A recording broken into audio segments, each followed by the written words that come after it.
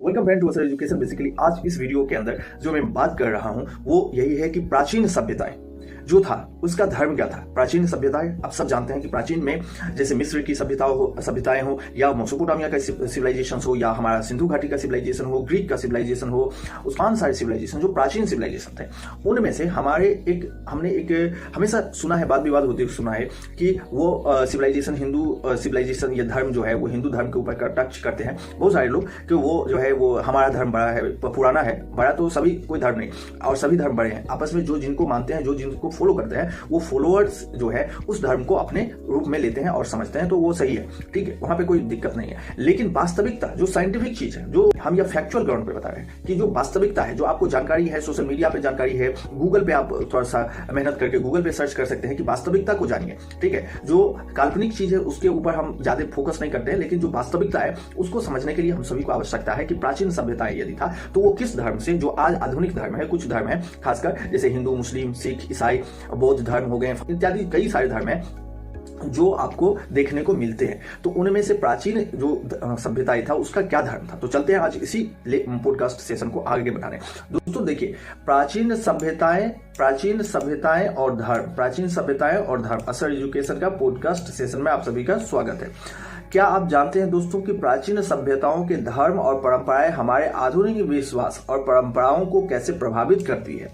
तो आज हम आपको ले चलेंगे रोमांचक सफर पर, जहां हम जानेंगे विभिन्न प्राचीन सभ्यताओं में धार्मिक विश्वास क्या था। हाँ दोस्तों, यह धार्मिक विश्वास क्या था यह इंपॉर्टेंट हो जाता है और वह आपको पूरे, हम थोड़ा सा ब्रीफ में बता देना चाहते हैं कि पूरे जब हम इस लेक्चर को कंप्लीट करेंगे तो हम लोगों को एक बात समझ में आएगा कि बहुदेववादी प्रचलन जो है वो सामान्य है सभी धर्मों में। प्राचीन सिविलाइजेशन के सभी सिविलाइजेशन में बहुदेववादी प्रचलन जो है वो सामान्य है। तो देखिए क्या था बहुदेववादी प्रचलन। तो चलिए दोस्तों जाते हैं असर एजुकेशन का इस सर्व ज्ञानवर्धक एपिसोड को शुरू करते हैं। आप देखिए पहले जो है वो मेसोपोटामिया की सिविलाइजेशन हम ले लेते हैं। ये इसका मतलब यह नहीं हुआ कि सिविलाइजेशन पहले आया, ठीक है, वो एक अलग बात विवाद का मुद्दा है, लेकिन हम यहाँ पे यह देखना चाहते हैं कि हमने ऐसे ही मेसोपोटामिया, क्योंकि एक एंशिएंट सिविलाइजेशन है, इस पर किसी को डाउट नहीं है, तो मेसोपोटामिया का सभ्यता था और धार्मिक मान्यताएं इसका क्या था, बहुदेववाद था। बहुदेववाद अर्थात कई सारी देवी देवताओं का पूजा करते थे, जैसे अनु आकाश के देवता, एलियन इनलिल हवा और तूफान के देवता, उसी प्रकार से जो है मर्दुक था जो बाबिल के प्रमुख देवता थे इत्यादि। तो यहां से हमको मिलता है मेसोपोटामिया के लोग जो है बहुदेववादी प्रचलन में विश्वास तो रखते थे। परंपराएं बहुत सारे था, जैसे कि आपको भव्य मंदिर में पूजा करना, देवताओं को खुश करने और बलि का अनुष्ठान करना, भविष्यवाणी और खगोलीय घटनाओं पर भी आधारित था। तो दोस्तों यह मेसोपोटामिया का सिविलाइजेशन था। लेकिन अब यहाँ पे एक प्रश्न आता है, क्या मेसोपोटामिया के लोग भविष्य को देख सकते थे? हमें दोस्तों यदि आपको मालूम है और आप बहुत विद्वान हो तो हमें कमेंट में जरूर बताएं कि क्या मेसोपोटामिया के लोग भविष्य को देखने में सक्षम थे।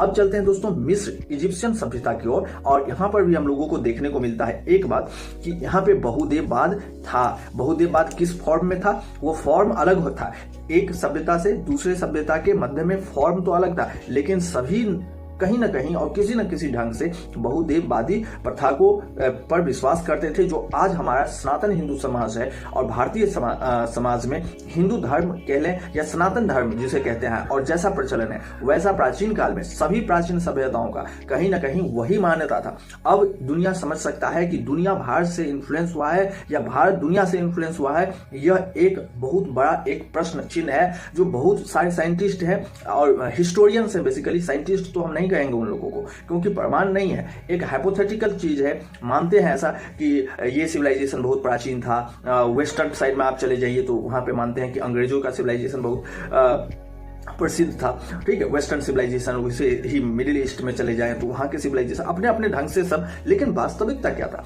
परंपराओं को देखते हैं दोस्तों मिस्र का, तब भी वहां पे आपको सूर्य देवता की पूजा होती दिखाई देता, और सबसे बड़ी बात जो है, जो सनातन हिंदू समाज में है, वो तो पूर्व जन्म का विश्वास रखते हैं। गीता में भी भगवान श्री कृष्ण भी कहते हैं कि वहां पे आपको पूर्व जन्म और मृत्यु देवता पे विश्वास था लोगों को। जादू और मातृत्व की देवी पर भी जो है लोगों को ऐसा वहां पर पाए जाते थे।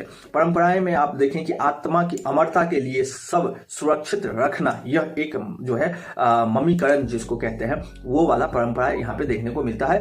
दोस्तों अब चलते हैं यूनानी सभ्यता को देखने, जहाँ पे धार्मिक मान्यताएं भी देखिए कि प्रमुख देवता जो थे वो जैसे ज्यूस देवता के राजा के रूप में माने जाते थे वहां पे। उसके बाद आपको पोसाइडन थे, समुद्र की देवता थे, और एथेना जो बुद्धि की देवता मानी जाती थी, इत्यादि कई सारी ऐसी चीज है जिससे आप समझ सकते हैं कि वहां पर बहुदेववादी प्रचलन तो था, क्योंकि बहुत सारे देवताओं की पूजा अर्चना होती थी। तो दोस्तों यहाँ पे आपको परंपराएं भी देखने को मिलता है, जिसके सम्मान में जो है वो ओलंपिक खेलों का शुरुआत होना। यहाँ पे एक जीके का बहुत अच्छा क्वेश्चन आता है कि ओलंपिक खेल क्यों स्टार्ट हुआ था। ओलंपिक खेलों का स्टार्ट ही इसीलिए आपको यूनानी ग्रीक सभ्यता से प्रेरित है। देवी देवताओं के विशाल मूर्ति और मंदिरों का निर्माण करना भी, यह भी एक प्रचलन रहा है। तो दोस्तों क्या आप जानते हैं कि पहला ओलंपिक खेल में क्या हुआ था? कमेंट कीजिए, हमें कमेंट करके बताइए कि पहला ओलंपिक खेल में क्या हुआ। अब आते हैं अपना सिंधु घाटी की सभ्यता में, जिसमें तो यह फैक्चुअल ग्राउंड पे भी मिला है कि भगवान शिवा के पिक्चर आइडल मिले हैं, ठीक है, जो मूर्ति होता है वो मिले हैं। उसके बाद आपको लेडीज गॉडेसेस की मूर्ति मिले हैं, इत्यादि कई चीजों। यह सत्यापन करता है कि जो हमारी सिंधु घाटी की सभ्यता थे वो भी बहुदेववादी प्रथा में विश्वास करते थे। और आज दुनिया में सिर्फ और सिर्फ एक ही धर्म है जो सनातन हिंदू धर्म है, और जो है आपको हिंदू धर्म जो नए मॉडिफाइड रूप है वो आपको देखेंगे कि बहुदेववादी प्रथा में विश्वास करते हैं। तो यह जो है प्राचीन धर्म तो यह था, लेकिन बाद में मॉडिफाइड होके जो है धीरे धीरे समय बदलता गया।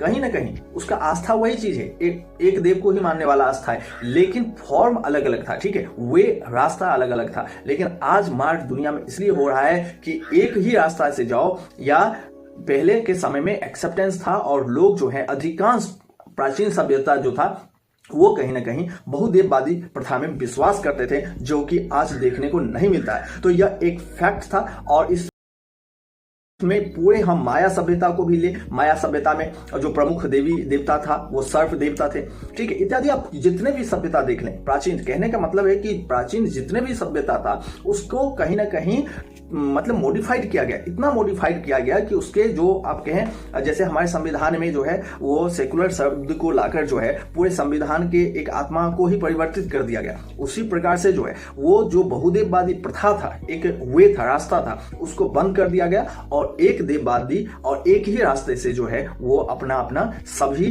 को ऐसा फोर्स किया गया। बहुत समय ऐसा देखा गया, इसी दुनिया में देखा गया कि लोगों ने लोगों को फोर्स किया, ठीक है। तो प्राचीन जो मान्यता था, जो सबसे पुरानी मान्यता था, उसको कहीं ना कहीं खत्म करने का इस दुनिया में प्रयास तो किया गया है, इससे कोई नकार नहीं सकता। दोस्तों यदि हम यहाँ पे विश्लेषण प्रस्तुत करें और निष्कर्ष देखें तो हर सभ्यता में अपने धर्म और परंपराएं से समाज को दिशा दिया है, और यही परंपराएं आज धर्मों के अलग अलग रूपों में जीवित है। देख सकते हैं आप, इससे पता चलता है कि आध्यात्मिकता और आस्था इंसान की मूलभूत जरूरत है।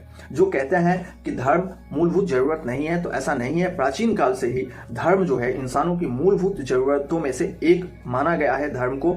धर्म के बिना इंसान नहीं एग्जिस्ट नहीं कर सकता, ठीक है, या सिविलाइज्ड नहीं हो सकता। दोस्तों निष्कर्ष हम यही निकालते हैं, हम अगले अलग अलग प्राचीन सभ्यताओं को देखें और सभी में एक सामान्यता पाए, जो था बहुदेववाद का प्रथा। और बहुदेववाद का प्रथा यही कहता है कि अलग अलग देवी देवताओं की पूजा करके भी जो है एक ईश्वर तक पहुंचा जा सकता है, यह संभव है। और प्राचीन हमारे जो फोर फादर थे, पूरे हम अपने कोई धर्म की फोर फादर नहीं बल्कि इंसानों की फोर फादर कहते हैं। तो जो इंसानों, क्योंकि ये सब सिविलाइजेशन बहुत ही प्राचीन था, तो यह सब सिविलाइजेशन जो प्राचीन सिविलाइजेशन था उसमें कहीं ना कहीं इस बात का एक्सेप्टेंस था, जो कि आज जिस बात का कमी देखने को मिलता है। अगर दोस्तों आपको यह वीडियो पसंद आया हो तो हमें लाइक कीजिए और शेयर कीजिए। शेयर करना ना भूले दोस्तों, अपने दोस्तों के साथ शेयर तो जरूर ही करें, ताकि यह एक जो साइंटिफिक चीज है और जो फैक्चुअल ग्राउंड पे जो बात हुआ है वो लोगों तक पहुंचे, लोग जो है अपने आप को डिफेंड कर सके, न कि अपने आप को इंफीरियर घोषणा करें। अब जो है दोस्तों आपकी बारी है कि एक प्रश्न है कि किस सभ्यता की धार्मिक परंपराएं और सबसे ज्यादा रोचक लगी आपको, ये कमेंट करके हमें बताइएगा। दोस्तों अगली बार जब हम नेक्स्ट वीडियो लेके आएंगे तो वो किस पॉइंट के ऊपर जो है आप चाहते हैं नया वीडियो, वो भी हमारे असर एजुकेशन चैनल के इस वीडियो के नीचे कमेंट करके बता सकते हैं। तो मिलते हैं आगे, तब तक के लिए जय हिंद, जय भारत।